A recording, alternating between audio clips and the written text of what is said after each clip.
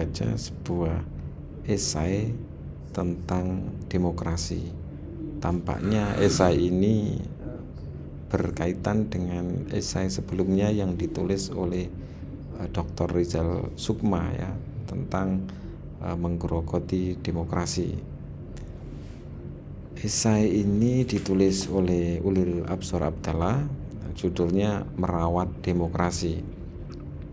Jika NU dan Muhammadiyah dapat kita anggap sebagai representasi umat Islam di Indonesia, kita bisa mengatakan bahwa corak sosialitas yang berkembang di tubuh umat saat ini cukup kondusif bagi tegaknya demokrasi.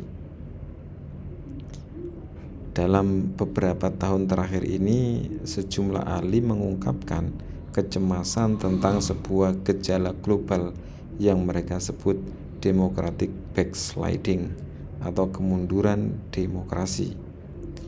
Demokrasi mengalami momentum musim semi dan ekspansi sejak berakhirnya Perang Dingin pada akhir tahun 1980-an untuk kemudian mengalami stagnasi secara global sejak pertengahan 2000-an. Gejala kemunduran ini sebagaimana diulas oleh Rizal Sukma di kolom ini, kolom Kompas 22 Desember 2022 juga terjadi di Indonesia atau di tanah air. Saya tidak akan mengulas tema itu di kolom ini. Apa yang ingin saya kemukakan di sini justru upaya-upaya untuk merawat demokrasi yang dilakukan oleh pelbagai pihak di Indonesia, terutama oleh kalangan umat Islam. Salah satu pertanyaan yang sering diperdebatkan dalam 2 dekade terakhir ini, terutama di kalangan masyarakat Barat, adalah apakah Islam kompatibel atau sesuai dengan demokrasi? Jika melihat pengalaman Muslim Indonesia, jawaban atas pertanyaan ini sudah amat jelas. Mayoritas umat Islam tidak melihat adanya kontradiksi antara ajaran Islam dan demokrasi. Salah satu vibransi atau kekuatan demokrasi di Indonesia antara lain dimungkinkan karena dukungan yang amat besar dari umat Islam. Ketahanan demokrasi mensyaratkan tidak saja proses-proses prosedural seperti pemilu, supremasi sipil, partai politik yang dipercaya publik, parlemen serta peradilan yang independen dan lain-lain. Syarat-syarat prosedural semacam ini jelas amat penting. Namun yang tak bisa dilupakan juga ialah syarat-syarat kultural, apa yang oleh Jeffrey Stout dalam Democracy and Tradition disebut sebagai democratic sociality. Syarat-syarat kultural bagi terjaganya demokrasi ini mencakup banyak hal: pandangan budaya, pemahaman keagamaan, tradisi, nilai-nilai yang mendasari sosialitas atau pergaulan dalam masyarakat, sikap terhadap kelompok modern minoritas, dan sebagainya. Jika sosialitas yang berkembang dalam sebuah masyarakat berwatak demokratis, kita berharap bahwa demokrasi bisa bertahan dengan kokoh di sana. Di sini kita patut bertanya, bagaimana corak sociality yang berkembang di Indonesia, terutama di kalangan komunitas Muslim? Apakah berwatak demokratis atau tidak? Tentu saja jawaban atas pertanyaan ini tidaklah hitam putih. Namun saya melihat corak sosialitas yang dominan di kalangan umat Islam di Indonesia cukup kondusif untuk merawat demokrasi.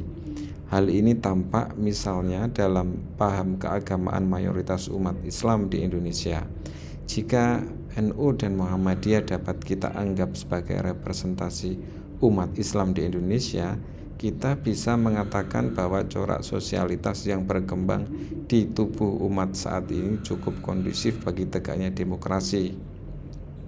Jika mau diringkaskan, pandangan keagamaan yang dominan di dalam 2 ormas ini dicirikan oleh 3 fondasi penting: tradisi, keindonesiaan, dan kemodernan.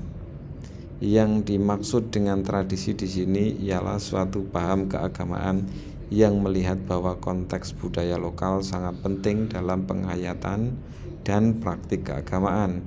Berdasarkan pengalaman di sejumlah negeri Muslim, kelompok-kelompok yang terlalu terobsesi dengan puritanisme keagamaan umumnya cenderung sulit untuk beradaptasi dengan kultur demokrasi.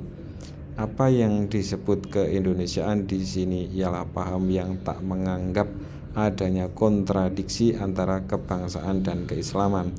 Dua hal ini bisa berjalan serentak tanpa saling menafikan.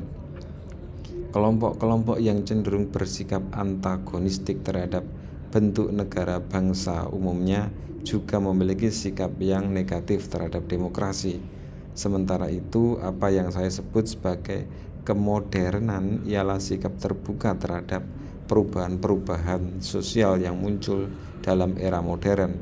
Kelompok-kelompok keagamaan yang cenderung antagonistik terhadap modernitas biasanya juga memiliki sikap yang kurang bersahabat dengan demokrasi. 3. Fondasi paham keagamaan yang membentuk sosialitas umat Islam di Indonesia ini menjadi penopang penting bagi tegaknya kultur demokrasi di Indonesia.